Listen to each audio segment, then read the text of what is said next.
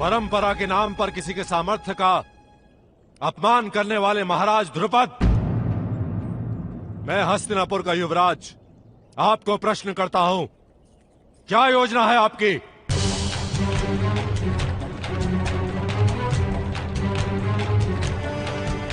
यदि इतने राजाओं और राजकुमारों का अपमान करना था तो आप अश्वमेध यज्ञ का घोड़ा दौड़ाते समग्र आर्यवर्त में,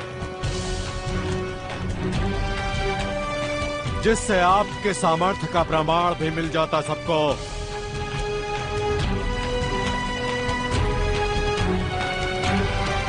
महाराज,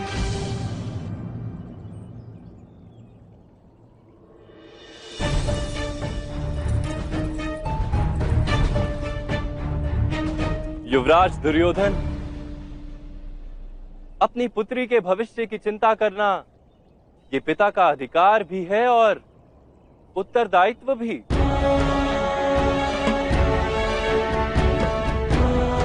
इसीलिए स्वयंवर को धर्म कार्य माना गया है और स्वयंवर में मिली पराजय को अपमान मानना निषिद्ध है। पराजय का तो भय ही नहीं अंगराज कर्ण को।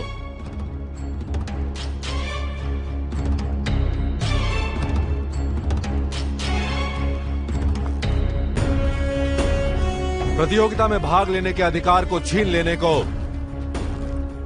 मैं अपमान कहता हूं वासुदेव कृष्ण। जिस प्रकार वृक्ष को जल से ही सींचा जाता है, जल का कार्य दूध नहीं कर सकता, उसी प्रकार आपकी शक्ति का प्रमाण कोई अन्य व्यक्ति नहीं दे सकता युवराज।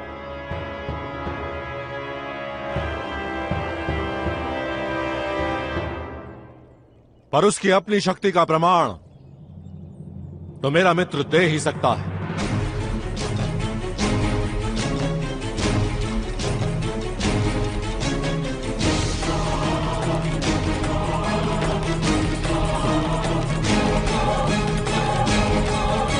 मित्र कर्ण,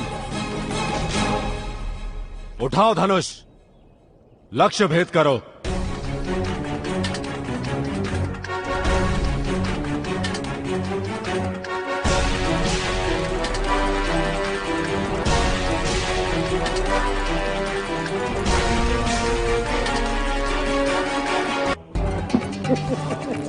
उत्तम निर्णय है मेरे बच्चे, उत्तम निर्णय है।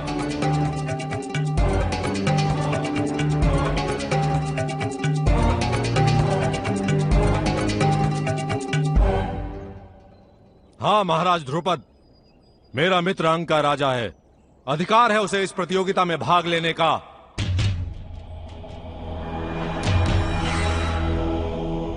वो स्वयं आपकी पुत्री से विवाह करेगा।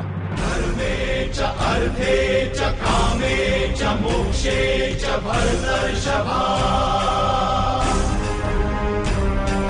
धर्मे च अर्थे च कामे च मोक्षे च भरतर्षभा।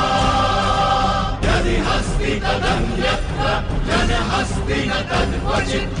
यदि हस्ति तदन्यत्र जनहस्ति न तद्क्वचित्।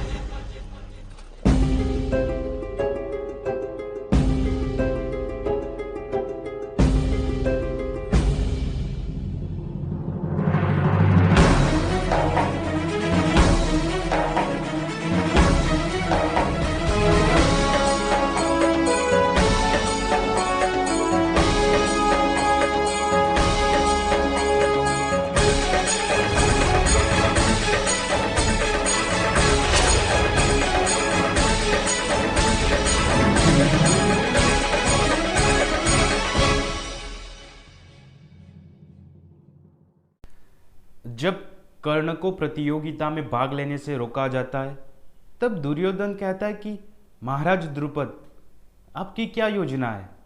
क्यों आप सारे राजाओं का अपमान करना चाहते हो? क्यों ऐसी प्रतियोगिता रखी?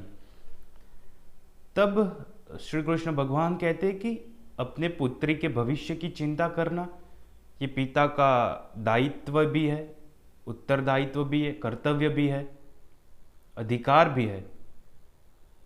और इसीलिए स्वयंवर को धर्म कार्य कहा गया और उसमें मिली पराजय को आप अनुचित समझ रहे हो, यानी कि उसमें मिली पराजय को अपमान मानना वो निषेध है, वो अपमान नहीं होता। तो यहाँ पर वासुदेव कृष्ण ये कहने की कोशिश करे कि जितने भी राजा है जो पराजित हुए हैं, धनुष उठा नहीं पाए और पराजित हुए, तो उसमें अपमानित होने की कोई बात ही नहीं है, वो अपमानित नहीं हुए। और ना ही महाराज द्रुपद का ऐसा कोई उद्देश्य था लोगों को अपमानित करने का।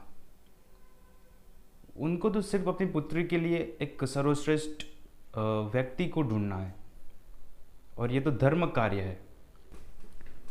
तब दुर्योधन कहता है कि किसी के प्रतियोगिता में भाग लेने के अधिकार को छीन लेना, उसे मैं अपमान कहता हूँ।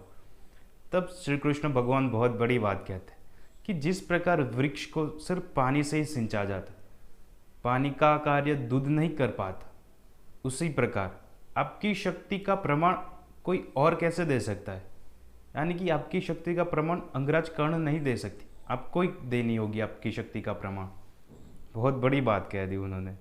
तो दुर्योधन को तो पता था कि वो इस प्रतियोगिता को तो जीत पाएंगे नहीं, और यहाँ से पराजय स्वीकार करके जाना, पराजित होकर जाना, उससे तो अच्छा है कि मैं अपने मित्र को ही बोल दूं कि वही अपनी शक्ति का प्रमाण दे और द्रौपदी से विवाह करे।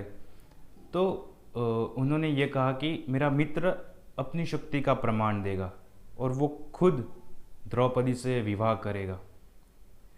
तो यहाँ पर पूरी प्लानिंग कर रखी थी दुर्योधन ने कि कुछ भी हो लेकिन यहाँ से द्रौपदी को जीत कर ही जाना है। और अब तो कर्ण को रोक नहीं सकते प्रतियोगिता में भाग लेने से, क्योंकि कर्ण अंग देश के राजा थे और वो स्वयं अपनी खुद की शक्ति का प्रमाण देने वाले थे और स्वयं द्रौपदी से विवाह करने वाले थे। अगर प्रतियोगिता जीत जाए तो उनको अब तो रोका नहीं जाता। इसीलिए श्री कृष्ण भगवान कहते हैं कि ठीक है कीजिए, लेकिन उससे पहले श्री कृष्ण भगवान ने द्रौपदी को संकेत दे दिया था कि अगर तुम चाहो तो तुम मना कर सकती हो, क्योंकि स्वयंवर में कन्या अपने मन से अपने पति को चुनती है। ये ज़रूरी नहीं कि जो प्रतियोगिता को जीते, जो विजयी हो, उससे विवाह करना हो। और द्रौपदी अंगराज कर्ण से विवाह करने से मना कर देती। वो ये कहती कि मैं सूत पुत्र से विवाह नहीं करूँगी, क्योंकि द्रौपदी को अर्जुन से प्रेम हो गया था। वो यही चाहती थी कि अर्जुन से उनका विवाह हो, तो इसलिए उन्होंने मना कर दिया। जय श्री राम, जय श्री कृष्ण।